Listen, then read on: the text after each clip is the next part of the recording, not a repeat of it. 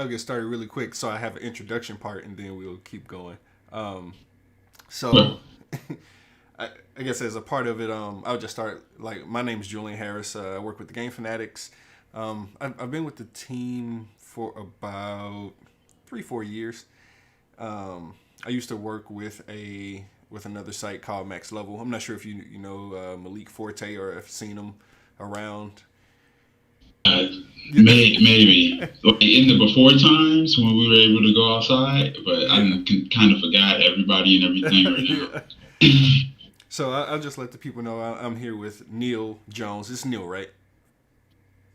Okay. Um, and again, like I was saying, I was just kind of scrolling through the games that were included on PAX Online and ran across Aerial Knights. Wait, actually, let me move this right here so I can You got it right. yeah, Aerial Knights Never Yield.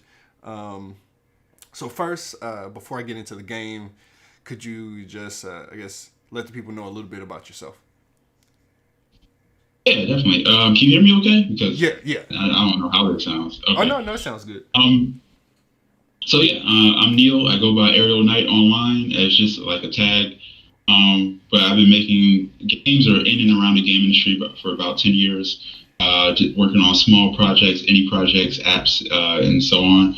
I'm currently a teacher. I also worked on this game that's coming out called Jet for the PS4. I started working on this indie game called Never Yield about a year and a half ago.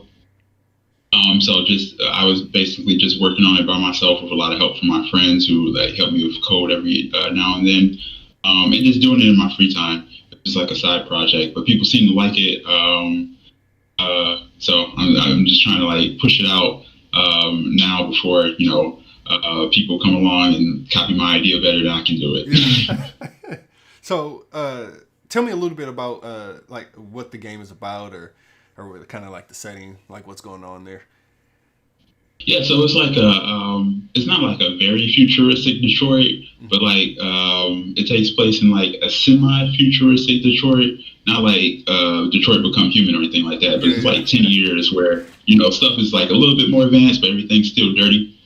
And it's just about this character that took something from this evil corporation, and he's trying to take it to a news station to present it and like as evidence to the world. And the evil corporation is hunting him down, trying to stop him at all costs. So it's just like a fun, more of a venture game that's also a runner. Okay. Yeah, yeah. I saw the trailer. I'll probably throw the trailer up above here when I edit. But so, how did you come up with the idea? Are you from Detroit, or is this just a random I'm setting? in Detroit right now. Okay, yeah. Okay, we're not too far away. I'm in St. Louis, so Oh um, yeah, you not that far. yeah, Like yeah, LA. yeah. Everybody No, seems to be in LA. yeah, yeah. No, no. We have people spread all over, so not too far away from Detroit. But like I said, it's really cool to see more people of color, Black people, kind of getting into video games, doing it themselves. I know you said you got a little help from friends, but how did you get into coding and development yourself? So it's been like 10 years now. I went to one of those terrible for-profit schools. Yeah, You know those commercials that was like, "Hey, do you want to make video games, kid? yeah, Tighten up the graphics on level 3 or whatever." yeah, I went to one of those schools. The teachers and everybody was really cool, but man, it was a waste of money. I did a lot of learning on my own. Just like trying to like actually do it. So like yeah, I went to that school. I graduated. I still like really couldn't find like a place. I had a little internship doing apps, but it wasn't much of nothing. So like I really went online and started helping other people out with their small games and such, and that pushed me into going to GDC, and it was just kind of a little snowball after that. I really couldn't find a job in the game industry, even though I was like way yeah. overqualified. I couldn't. They just wouldn't give me a job for all types of reasons. But that's like a whole nother thing. Um, but eventually, I started working for like a little small indie studio here. Did some contract work there. Before like just saying, you know what, I'm just gonna make my own game since nobody will give me a job. I can do this myself. And that's pretty much how it just started. I was just, working one of my J jobs. I just pulled out my computer and was like, you know what, I'm just gonna make this. Yeah. And that's kind of how it started. Okay. Yeah. So I saw that the game is coming to next gen consoles and PC, right? Yeah. So how has that process been, kind of going through this? I know you said you had help, but for all intents and purposes, by yourself, how has that process been? So, up until like recently, I was only intending to like launch it on the PC on either the Epic Game Store or Steam, whatever one I felt like at the time. But a couple of people saw it, and a publisher reached out and offered to do the ports and help me with like certain things to expand the game a little bit. So like that's kind of how that happened. Like a lot of this was just like random, and like me putting myself out there, putting the game trailers out there because I like to make trailers. Somebody caught wind of I think 2 trailers ago. I forgot what event I showed it at, but I showed it at some event. A couple publishers reached out, and I just went with one of them that offered me like a cool deal, and they had access to porting to next gen. So I was like, yeah, let's do that. Okay, that's pretty dope. That's pretty dope. I know it can always be a little difficult.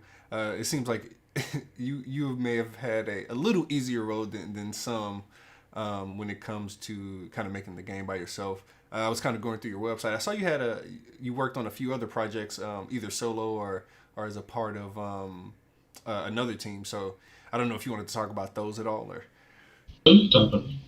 Sure. Yeah. Tell you what I can, but some of them I can't talk too much about. Cool. Yeah. Hold on. Let me pull this one up. So I see, like, what's this? Murder Reaper and Click. So are those also games you did by yourself? Or did you work with a team? So for Murder the Reaper, that was just like this project. I just started working on it. A coder friend of mine like helped me do the base mechanic, and I just did a bunch of art for it. I was gonna like charge for it and do this big push for it, but the game was like pretty bad, so I just put it out for free. I was like, hey, if y'all like it, if enough people like push for it and really like it, then I'll put more effort into it. But it was a terrible game.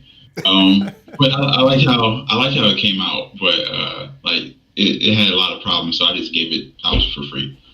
Okay. And the Click game, that was like more of a bigger project. Once I first for my first outing as trying to do stuff myself, me and my friend Dan, who's helping out with the music for Never Yield, we kind of collaborated and tried to make this game called Click. We did this big Kickstarter for it. We raised a lot of money, but we didn't hit our goal, so the project ultimately died. But people like really liked it, and always it comes up every now and then. People ask about it. Okay, no, it's really cool. I just like to kind of dig into the backstories of some people that are getting into this, especially as more, again, like I said, as more people of color and Black people are getting into the industry. So it's really good to see like some good products coming out. I can't wait to see the game. I saw it's coming out. Was it the end of this year or early next year? Early next year.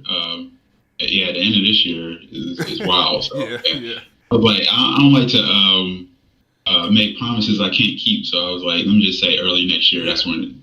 That's like a solid day. Okay. No. Like I said, everything looks great. I can't wait to see more. But for everyone who kind of like, again, who is not familiar with you and your work, where can they find more information? Oh yeah, I post everything on my Twitter. So if you look up Ariel_Knight, is spelled how it sounds. You can find me and find all the weird stuff that I post. Every time I like post something, people offer suggestions about the game, what they like to see. I put as much stuff in the game as I can. Yeah. Based off of those requests. So you can always, say, hey, I want to see this or I want to see that, and I'll try to, get in there. Dope. And like I said, like going through all the games on PAX Online, this one definitely stuck out. So I'm excited to see it. I appreciate you kind of taking a minute to just talk about it a little bit. Definitely like to highlight. We're a growing audience. We've been around for a while, but we're a growing audience. So I definitely like to highlight new creators and make sure we get the word out. And yeah, I'll leave all the links to your information in the article and in the YouTube description. And yeah, I mean, is there anything else you want to let the people know? I mean, I appreciate you. When you reached out, I looked up, the stuff, the website and the Twitter and all that. You guys do really good work, so I appreciate y'all.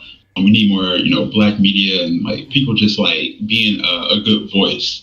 When I was making my publisher deal, a part of the deal was that people of color and black like media get priority, just because. We feel more comfortable talking to each other. We feel like there's less of a got you thing going on, and also we need to support one another. So I appreciate you reaching out and checking out the game.